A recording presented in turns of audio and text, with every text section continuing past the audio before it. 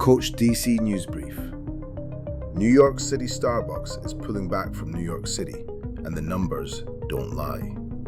In 2025 alone, the company closed 42 NYC locations, roughly 12% of its footprint in the city, compared to a 1% closure rate nationally. That's not a trim, that's a retreat. The most immediate trigger was legal.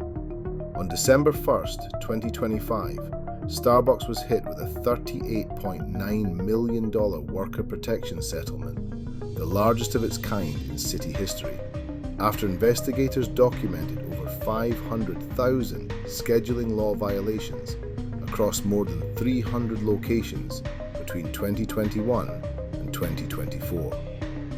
New York doesn't negotiate with systems that don't follow rules, it invoices them. Between December 2024 and November 2025, those 42 closures rippled across all 5 boroughs, with Manhattan absorbing the heaviest losses. The human cost was real. 600 to 1,000 jobs eliminated, folded into a national restructuring plan where Starbucks set aside $150 million for employee separation as part of a broader billion-dollar reset. While Starbucks pulled back, competitors advanced. For the first time, Dunkin' now outnumbers Starbucks in Manhattan, operating 623 locations citywide. Meanwhile, local and regional chains like Blank Street Coffee and 787 Coffee expanded aggressively, stepping into neighborhoods Starbucks abandoned. Nature hates a vacuum, so does caffeine demand. Financial pressure compounded the problem. Starbucks posted 6 consecutive quarters of declining same-store sales, driven in part by sustained boycotts.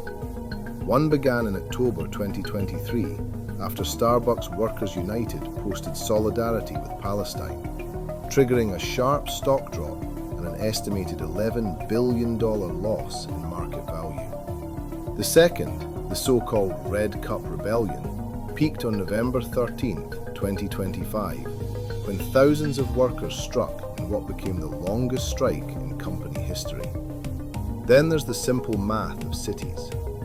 Operating a Starbucks in New York cost 1.5 to 2 times more than suburban locations, thanks to rent, security, logistics, and labor.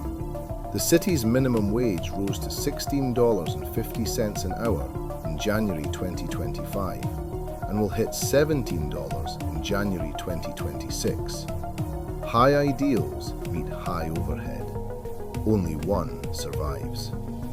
In response, CEO Brian Niccol announced a Back to Starbucks restructuring plan, calling for $1 billion in cost cuts and the closure of approximately 400 North American stores.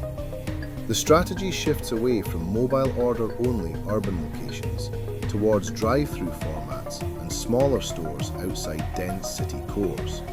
Translation: fewer glass boxes in Manhattan, more asphalt-friendly coffee in the suburbs. The takeaway is blunt. New York City remains one of the most competitive, expensive retail environments on the planet. Brands that misread labor law, politics, or cost structure don't get sympathy. They get receipts. Starbucks didn't just lose stores, it lost ground.